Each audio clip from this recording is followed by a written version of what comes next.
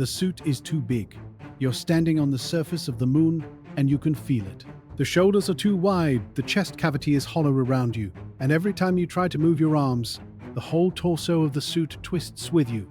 You have to stop. You have to think about every single step. The ground is treacherous, and mission control is in your ear, asking why you're falling behind the timeline. But this did not start here. Let us go back to the beginning. You are in the suit-up room at Kennedy Space Center. It's 3 in the morning, but the room is bright and loud. The technicians are all around you, helping you into the layers. The liquid cooling garment first, like long underwear made of tiny tubes. Then the pressure bladder, the restraint layer. Finally, they lower the hard upper torso, the hut. Over your head, it settles onto the waist ring with a solid metallic clunk. This is the moment. You are inside the spacecraft of your suit. The helmet is sealed. The pure oxygen begins to flow, that clean metallic smell filling your nose. You take your first breaths inside your own personal atmosphere. You walk out of the building, the suit heavy on your shoulders, and the van is waiting. The ride to the pad is quiet. You see the Saturn V through the window long before you get there. It is a white skyscraper lit up in the floodlights, steam whispering from its sides. You get out and look straight up. The rocket blocks out the sky.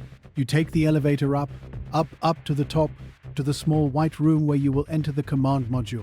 You lie on your back in the couch as they strap you in.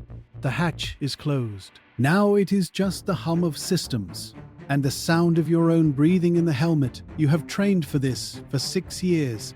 You were in the first group of women selected. You flew jets. You have a doctorate in geology. You know every system in this spacecraft, every procedure, every contingency. You have done this simulation 1,000 times. But this is not a simulation. The countdown reaches 0.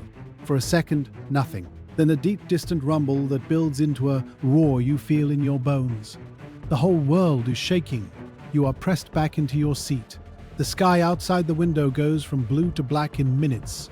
The engines cut off. The shaking stops. You are weightless. A pen floats in front of your face. You are on your way to the moon. The 3-day coast is a routine of checks, meals from plastic pouches, and looking out the window. Earth is a brilliant blue marble shrinking behind you. The moon grows from a grey disk to a world of stark shadows and craters. You and your 2 crewmates go through the landing checklist. You transfer into the lunar module, the LM. It is a strange, spidery thing, all gold foil and thin metal. You undock from the command module. Now it is just you and your pilot in this little craft, descending toward the surface. The landing is all numbers and focus. The computer is reading out your altitude, your descent rate. You are flying backwards, so you cannot see the ground. You are looking at your instruments, calling out the data. Then you hear your pilot's voice, calm but urgent. He says the computer is giving an alarm, program alarm. You tell mission control. They tell you to proceed. The alarms keep coming. You are low on fuel. The dust starts kicking up, blotting out the surface. You are flying blind on instruments with seconds of fuel left. Then the contact light glows blue. A gentle thud. Engine off. You are down. You say the words. Houston, Tranquility Base here. The Eagle has landed. There is cheering on the ground, but in the LM, it is quiet. You have work to do. You run through the post-landing checks. You are scheduled to rest, to sleep before the moonwalk, but you are not tired. You are on the moon. You peer out the small triangular window at the grey, sun-baked soil outside. You finally get a few hours of fitful sleep in your hammock. Now it is time. You help each other into the PLSS, the backpack that will keep you alive outside. You depressurize the cabin. You open the hatch. There is a ladder. You back out slowly, feeling for each rung. You are at the bottom. You look up at the LM, a strange gold insect against the black sky. Then you step off. Your foot sinks into the fine grey powder. You take your first step. That's one small step, you say, the words you practiced. But as you start to move, you feel it. The suit is stiff, harder to move than in training. You chalk it up to the reality of lunar gravity, the backpack weight. You are supposed to set up the experiments. The TV camera is on you. You walk to the flag, plant it.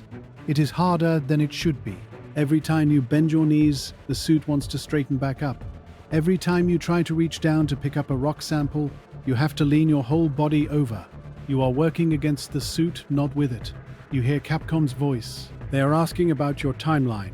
You are behind. You try to move faster, but the suit fights you. You are sweating now, inside the cooling garment. Your heart rate is up. You are breathing harder. You tell them you are proceeding. You collect the contingency sample, a quick scoop of soil. You are setting up the solar wind experiment when you really feel it. You try to twist to adjust a component. The suit's hard upper torso rotates around your body. The waist ring where it connects to the lower torso is too loose.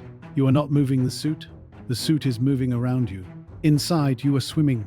You have to stop, plant your feet, and move in tiny, deliberate increments. You look over at your crewmate. He is moving more easily, reaching, bending, kneeling to hammer in a core tube. His suit fits him. Yours was built for him. For someone taller, with broader shoulders, a longer torso, you were an afterthought. The suits were already built when your class was selected. They took the smallest one and tried to adjust it. They put in a different sized liner. But the hard shell, the structure, the joints, those were set. You are inside a machine designed for a different body. A new kind of coldness seeps in, different from the vacuum around you. It is the realization of a flaw that cannot be fixed. Not here. You are 250,000 miles from home, standing on another world, and you are trapped inside a box that does not fit. You force yourself to focus. You have a job. You ignore the ache in your shoulders from fighting the suit's geometry. You ignore the fog starting to form on the inside of your helmet from your labored breath. You methodically complete the tasks. You take photographs. You collect rocks. Every motion is planned, careful, slow. The time comes to get back in the LM. You are exhausted. You toss the rock boxes up into the cabin. You climb the ladder. It is a struggle. Pulling yourself up, with the suit resisting, is the hardest physical thing you have ever done. You collapse inside. You seal the hatch. You repressurize. Only when you hear the hiss of air, when you can finally take off your helmet, do you let out a breath you feel like you have been holding for hours. You look at your crewmate. He says it was incredible. You nod. You say, it was. You do not mention the suit, the liftoff from the moon, the rendezvous, the trip home. It all passes in a blur of procedures. You are back in the command module. You splash down in the Pacific. The helicopter picks you up. You are placed in quarantine, in a sealed trailer. Scientists in biological isolation suits come in to examine you and your moon rocks. It is only there, in the quiet of the quarantine chamber, that you have time to think. You think of the suit-up room, the technicians lowering the art peat. You remember the slight pause, the extra tug as they locked the ring. You think of the geology training in Arizona, where you practiced sampling in a test suit, how it felt clumsy then too. But they told you it was just the simulation suit's limitations.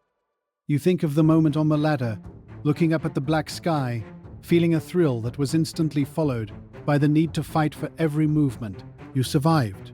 You walked on the moon. Your name is in the history books. But you know the truth. The margin was thinner than anyone calculated. It was not just the computer alarms or the fuel. It was the simple, quiet fact of a suit that did not fit. A problem no one had thought to solve, because no one like you had ever tried before. You made it work, you adapted, you completed the mission. But in every photograph of you on the moon, if you look closely, you can see it. You are standing just a little too straight. Your arms are never fully extended. You are contained, careful, constantly holding the suit around you so it would not hold you back. You went to another world, but you had to leave a part of yourself behind to do it. The simple expectation that the machine would fit the person using it. Next week, you're the engineer watching a spacecraft you designed spin out of control with your friends inside. You have 3 minutes to find out why.